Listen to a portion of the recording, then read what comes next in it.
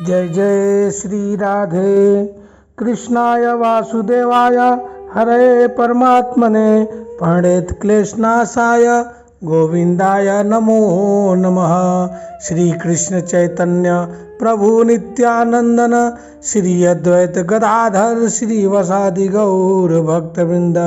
हरे कृष्ण कृष्ण कृष्ण हरे हरे, हरे राम राम राम हरे हरे।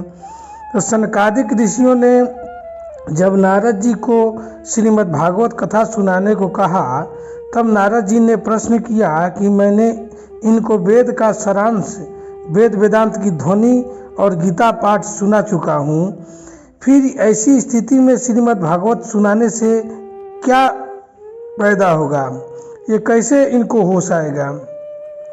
तब सनकादिक मुनि ने कहा कि हे नारद जी, श्रीमद् भागवत की कथा वेद और उपनिषदों के सार से बनती है, इसलिए उनसे अलग उनकी फलरूपा होने के कारण वह बड़ी उत्तम जान पड़ी है। यहाँ 3 उदाहरण के तहत सनकादिक ऋषि ने समझाया। कहा कि जैसे एक वृक्ष के यानी पेड़ है, उसमें जड़ से लेकर शाखा पर्यंत यानी तना में, पत्ता में, लकड़ी में, सभी में रस रहता है, लेकिन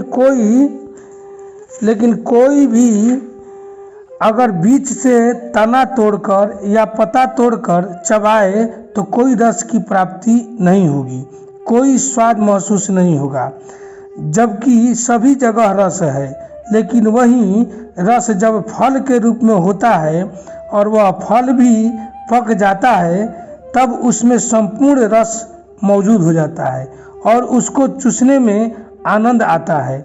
उसी तरह यह भागवत कथा पका हुआ फल है।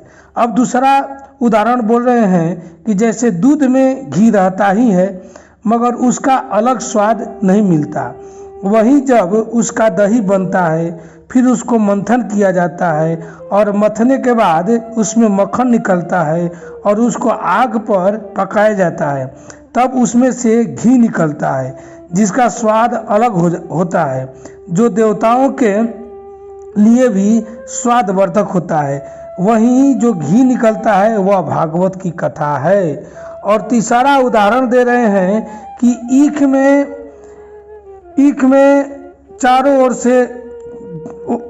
से छोर तक रस भरा रहता है, लेकिन उस ईख को पेड़ कर रस निकाल कर उस रस को आग में पकाया जाता है, तब उसमें खांड निकलता है जिसका स्वाद ईख के रस से अलग हो जाता है। वहीं खांड का रूप है श्रीमद् भागवत कथा। यह भागवत पुराण वेदों के समान है। श्री व्यास ने इसे भक्ति, ज्ञान और वैराग्य की स्थापना के लिए प्रकाशित किया है। पूर्व काल में जिस समय वेद वेदांत के परगामी और गीता की भी रचना करने वाले व्यासदेव खिन्न होकर अज्ञान समुद्र में गोते खा रहे थे, तब उस समय आपने ही उन्हें 4 श्लोकों में इसका उपदेश किया था। उसे सुनते ही उसकी सारी चिंता दूर हो गई थी। फिर इसमें आपको आश्चर्य क्या हो रहा है जो आप हमसे प्रश्न कर रहे हैं? आपको उन्हें शोक और दुख का विनाश करने वाला श्रीमद् भागवत पुराण ही सुनाना चाहिए।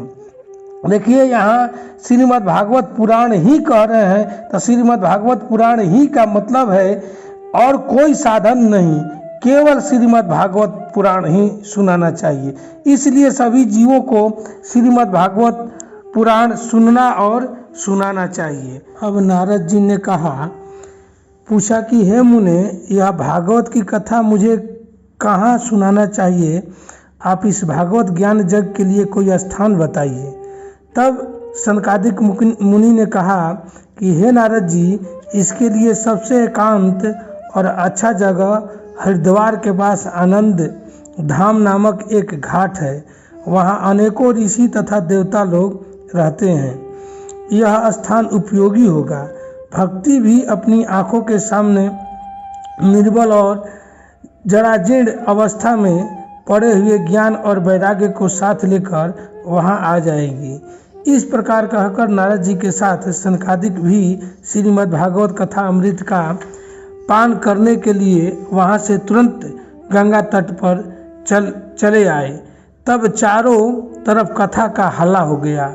जो भागवत कथा के रसिक विष्णु भक्त थे वे सभी कथा पान करने के लिए सबसे आगे आगे दौड़ दौड़ कर आए। अब सनकादि मुनि नारद जी के दिए हुए आसन पर विराजमान हुए। उस समय सभी श्रोताओं ने उनकी वंदना की। इस प्रकार पूजा समाप्त होने पर जब सब लोग एकाग्रचित हो गए तब सनकादि ऋषि महात्मा नारद को श्रीमद् भागवत का महात्म स्पष्ट करके सुनाने लगे। अब महात्म्य की कथा अगले अंक से। श्री राधे।